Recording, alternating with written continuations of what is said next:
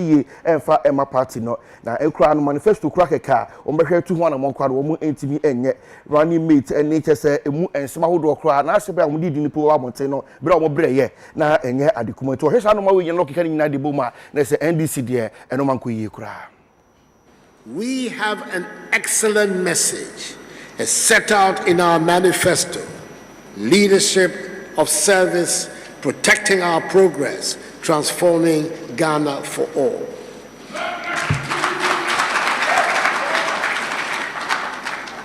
And as eloquently articulated by that brilliant Ghanaian, Mahamadou Bawumia, my most esteemed running mate and vice president.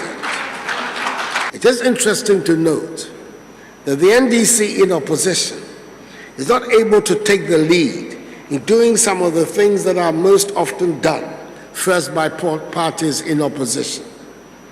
You might remember how long it took the NDC presidential candidate to find a running mate, and they have not yet got a manifesto. I wonder what will happen the day they have a government to run as well. Or maybe it is simply showing that the country, they do not attach much importance to a manifesto, nor should we expect that whatever is written in it will reflect their beliefs, which presupposes, of course, that they now have or hold on to any firm beliefs, instead of bending in the direction of whatever they think is currently fashionable. We wish them luck with their manifesto whenever they are done with it. We in the MPP know from whence we came. We have never had any identity crisis, and our manifesto always gives us the opportunity to reiterate our historic stand as the party of the rule of law, the party of good governance, the party of business, the party that builds and creates wealth, the party of social justice, and the party that cares for every Ghanaian. Fellow Ghanaians, the battle remains the Lord's. It is 4 more years for Nana and the MPP to do more for you.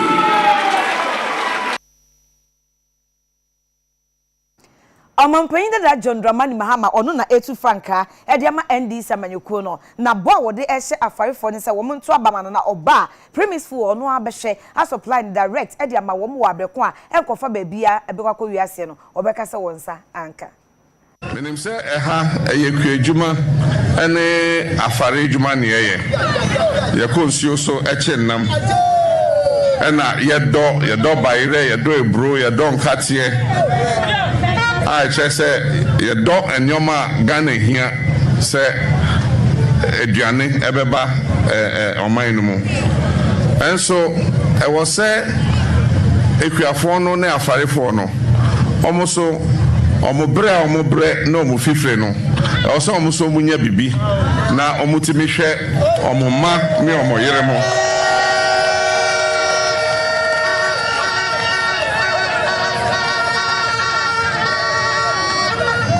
Entina NDC abreso ya tutu yesika sem sene be ya nipa benya sika ahye ne botom enne bayre no nto ebro no nto enkatie nto enname nto enti ama ohia aba oman ne mu ebi se nipa ni sika omode to enti wo de bayre kodam ba wo betra ho saa na ebo a wo de beton no mpo wo hwe ya no aboka enti nyame adom NDC besamba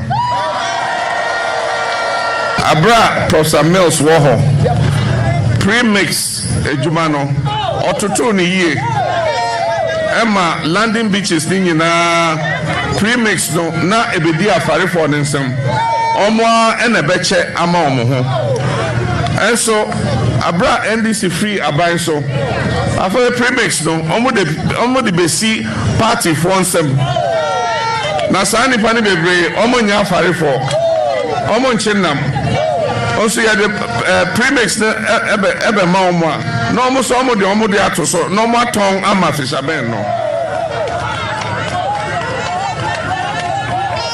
enti ama omo a be fishermen na nkasa omo nya premix ni bi nti ya betutu ni omo yie se na be ya premix no ye de be ma fishermen no no mo nkasa omo ache ama omo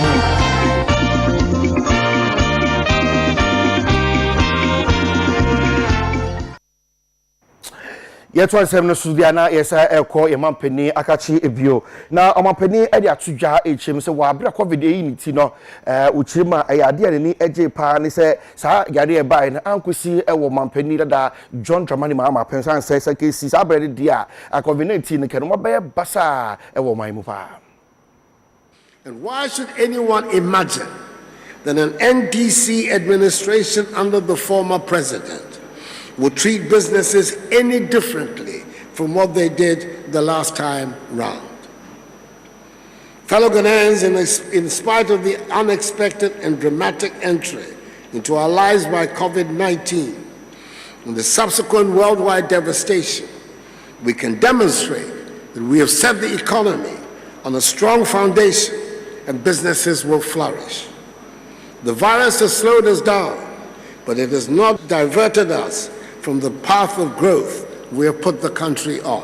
I've heard him make the extraordinary claim that Ghana's economy was in, quote, tatters, not because of the COVID-19 pandemic, but because of mismanagement. I doubt that he can recognize a well-managed economy, even if it slapped him in the face.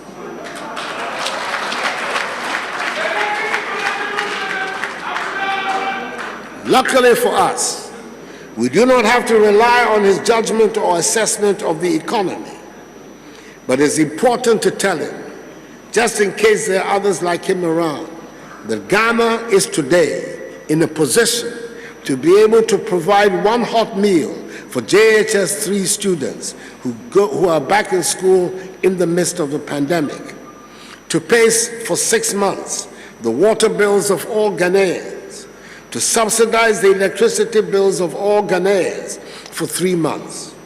Indeed, we thank the Almighty that the pandemic did not strike under his presidency, when there was no money in the national kitty to pay teachers and nurses allowances. And China, Omampanya Bedi, Dr. Mahmoud Bawumia, Edbetu just say, Kwame Nkrumah Interchange Dubai, NDC Abano Ayen was say Sika $260 million. Ewo home. Na eno, and NDC Abana Babo and Sabakasa and Sama, Omampanya Bedi, Edbetu Jana, and Yanukre, Nasikankas Musay, Ewo Dubai Honum, a 74.8 million euros. I would about dollar no emwa, $90 million. Anunti, Omampanya Bedi, Yanukre, and Okayen. Dr. Bawumia, as answer can say, projects are President Mahama bind the jar on. By one about 1 in us where we every bobo cracker just on complete can see studio say. So be casse, Omoba in Puntunuma and President Mahama no major gua and Yanocre. Tiana so Yakan was and says, ask what Dr. Bawumia kind and Yanocre because Puntunuma Mobato a wrapping.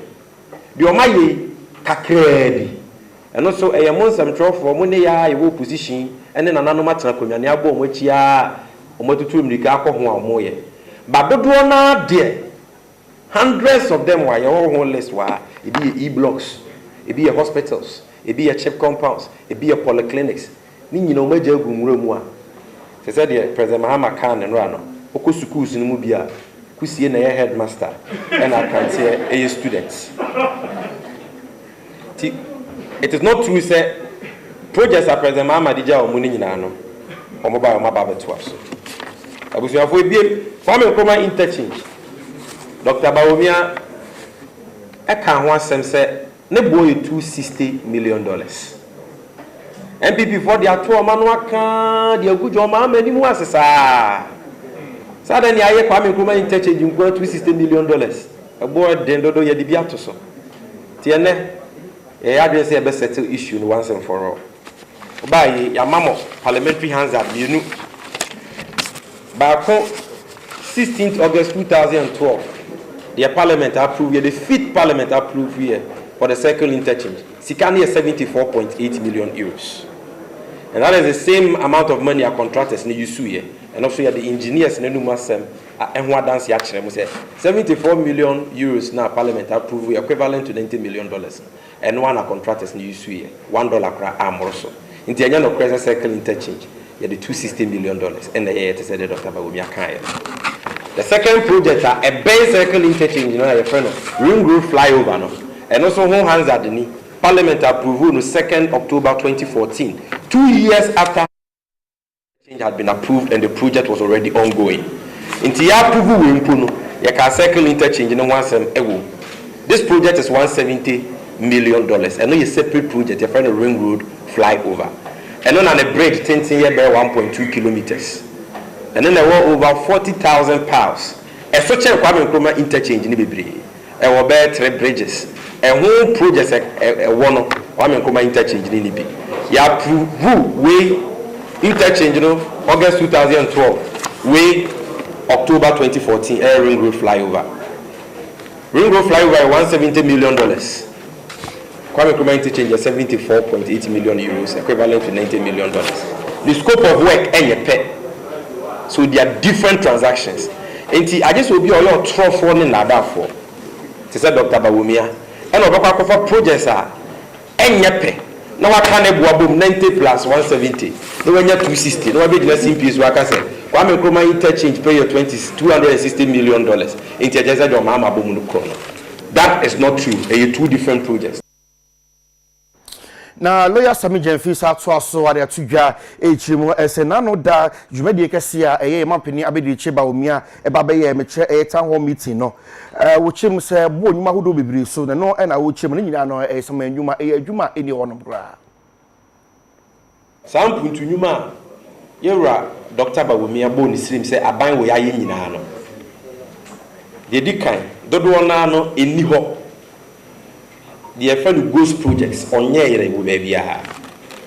The toss me new projects are President Mahama, Professor Mills, any NGOs to say Pencils of Promise, Volunteers Group. Aye, and sorry to the Latter-day Saint Church. Aye, no Wagan and Patemu Bibria. Or Mwake Kabum say your projects. Since you're not your friend stealing projects, and not just the projects are any more there. And so maybe we are the account or my achievements. Any of our projects are civil. And Kijaima Unit Committee members, any assembly members, I work in Patemu no Maka the Abo Mwasa for Venese or my year. Sa projects no. Then so I no any one semitino. Or Mwakani in our boom say a young achievements. Ye we 1 million hundreds of projects are Dr. Bawumia's by Naya Obekon Nail for Obekon Nahi. Bako oko second year also my 13 units affordable housing ewo in Tuma estate second year abon video Akyere mu bibia send yo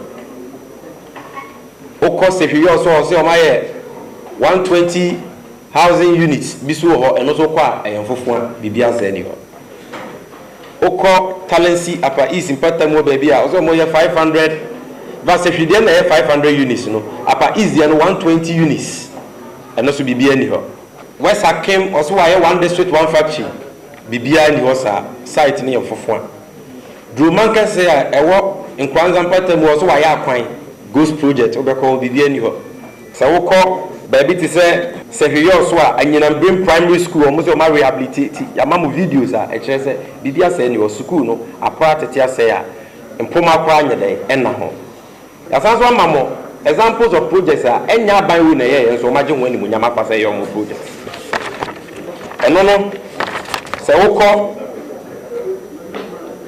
kwa dende e time district a almost o ma si unique classroom blog ho that school na nya ban ni see in the private agency your form Rotary Club omu the city chair time for ebiem asojamai abowo yaw 3 unit classroom block via NGO be a friend of Pencils of Promise this year and also so Dr. Bawumia say your project enka asoria de senka yimia obusuafo and so Dr. Bawumia project asoria friend of Latter-day Saints aye borehole 16 any water projects so kikabuma about 20 in these areas if you also north offense north where we have our projects in say your projects ɛnɛ yɛ ama mo mfonyini ne pictures ɛkyerɛ sɛ saa projects no ɛyɛ Latter Day Saints charity for ɛdea ɛnyɛ aban with projects ɛne bebree ho adanseɛ nyinaa wɔ ha yɛkukyerɛ gu krataa so sɛ yɛde bɛma mo na mo ankasa mo akɔ akɔhwehwɛ. Campaign manager Emma NPP amanyukuo no hey owura Peter McMeno na watoto bi e de amane omampanyi dada John Dramani Mahama de wo kan say omampanyi dada John Dramani Mahama na no nye baako ene wo ka we kwam ade achi no asesa na no aka bibi fofo na saa oye no se nko no nko a ene bekọ atia no pa nkan ha adwe na mmom e de omai Ghana mpuntuo e beto chacha Abia beto December de to sonson fiempim bienu ani aduoni MPP amayuko na ni abreso mbedi nkunim enti wono bedi animu abonto abato ye mantem di amamayuko no eno maso afremo hyaye no Owura Peter McMeno eye campaign manager de ma NPP wakire mu se omakoma so ade nyanso be kan sempa de ache Ghana fo no mato aba ade amamunye di opposition kapo eno moti o ye campaign ana abato a enipa ne ho hia pa voter no. The voter is the heartbeat of the campaign. And yet opposition candidate no ye heartbeat. To understand what can I say? Me the voter no share. Nti ye research, ye post, ehun the vote, ye no mu din kita ho. Ehun ne omo hwehwe. Na ye to ho na mo say e be ya mo. Nti voter sem ne ehia me.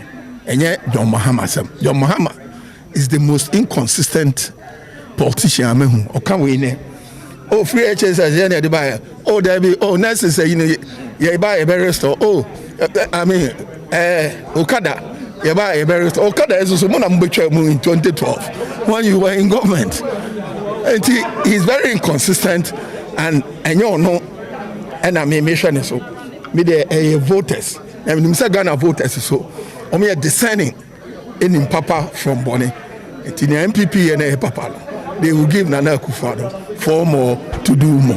Owura Charles BCU etwetwe de ma NPP wato ye mantemu wano so ekasa kire de ma ye beboahwe amamuntu abono akoyi mpempi no politics Ghana fo esuanyansa piwom nka no na obize sika kakra ahye matchbox no za ama obi no ato abaman onye the social media wo ho instantaneous information oko keke nti na efro no ade no corners oye krope nti e train ye nua no kware yezi wo manifesto no tereko na akaka chi obi don to abaman pipa e wasema eden ereko wa akaka ntabi you expect that ye mpemfa ye train wo no the man over by boko you yes ereko district no so na ya hwe district by district my why onti police station executives wo ko fie bia mu akaka asema o wasema eden odorko onko there MPP colors no e fie to ma na ma MPP bay wa bay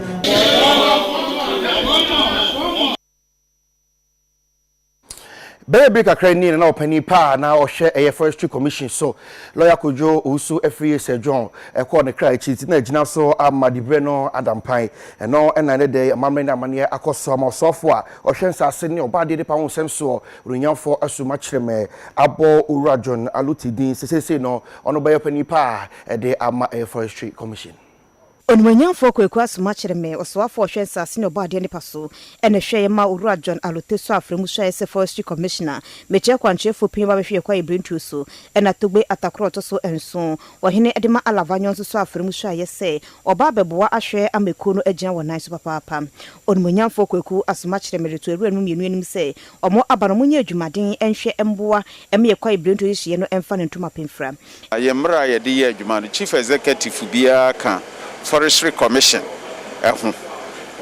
Forestry Commission ho enti na wo se ye gene tum na ye mano ehye yembo na o kan tam nti entam kan mu ene ye dia ba be hye mu ha na commission kro na no enipa baako efiri mu ya pe baako nso e de hye nanan ene ye nkwaye yensuo enyina essay amafo Owura kwaye nu de omope kotwa timber na ebinum so ekoho e de omope ekoye mining omra ene mra ebo ebra nti omoba beka commission hu omne all other commission members enja no kro na yemwa se nia ne emra ebo ebra bia no yenhwe se ebekoso ewo forest nim yem protect forest no the akano enso emfamaye. Everyone you know muso afre muso aye ekasaje to muse ombeye adwuma. I know the task ahead. Fortunately, I've served under my former